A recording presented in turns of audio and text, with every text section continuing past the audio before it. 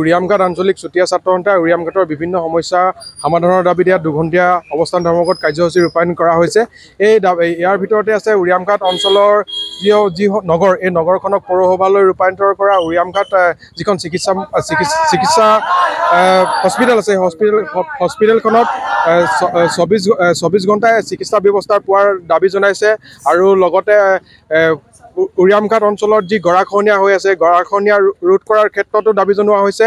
আৰু উৰিয়ামঘাট অঞ্চলত অবৈধভাৱে এটা খেল হৈ আছে, টি খেল, সেই টি খেল বন্ধ কৰাৰ দাবীটো আজি এই অৱস্থান ধৰ্মঘট কাৰ্যসূচীৰ জৰিয়তে আমি মহকুমা অধিপতি মহোদয়লৈ এখন স্মাৰক পত্ৰৰ যোগেদি তেখেতলৈ আমি প্ৰেৰণ কৰিছোঁ, যাতে এই দাবীসমূহ অতি শীঘ্ৰে পূৰণ হয়। ইয়াত 12টা দাবী আছে, 12টা দাবীসমূহৰ ভিতৰত দাবীসমূহ যাতে অতি শীঘ্ৰে পূৰণ হয়, তাৰ বাবে আমি মহকুমা প্ৰশাসনক এই অৱস্থান ধৰ্মঘট কাৰ্যসূচীৰ পৰাই দাবী জনাইছোঁ।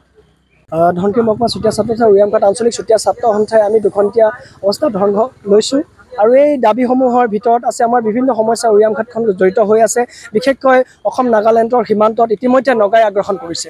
নগাই আগ্ৰাসন কৰি পিনে ইতিমধ্যে তেল ডিপু স্থাপন কৰিছে। তো ইয়াত আমি তীব্ৰ গৰিহণা দিছোঁ যে অতি শীঘ্ৰে এই তেলৰ যিটো পাম্প, তেল ডিপুটো অতি শীঘ্ৰে ইয়াৰ পৰা উৎখাত কৰিব লাগিব। যেতিয়ালৈকে উৎখাত নকৰে তেতিয়ালৈকে আমি ক্ষান্ত নাথাকিম। আৰু তাৰ লগতে আজি মহকুমা প্ৰশাসন তথা ধনশিৰি মহকুমা প্ৰশাসন তথা অসম চৰকাৰক আমি ইয়াৰ পৰা সকীয়াই দিব বিচাৰিছোঁ যে অসমত যিটো নগাৰ আগ্ৰাসন চলি আছে, আগ্ৰাসনৰ পৰা তেখেতলোকে মুক্ত কৰক আৰু আমাৰ সমস্যাসমূহ সমাধান কৰক। আৰু উৰিয়ামঘাটৰ বিভিন্ন সমস্যা জৰ্জৰিত হৈছে, তাৰে ভিতৰত আছে উৰিয়ামঘাটখন পৌৰসভালৈ ৰূপান্তৰ কৰিব লাগে। আৰু উৰিয়ামঘাটত বিভিন্ন নলা নৰ্দমাৰ জৰিয়তে ইয়াতে উৰিয়ামঘাটৰ যিবোৰ বজাৰ আছে, এই বজাৰসমূহ সাধাৰণ এটা কৃত্ৰিম বানতে বানপানীৰ সৃষ্টি হয়।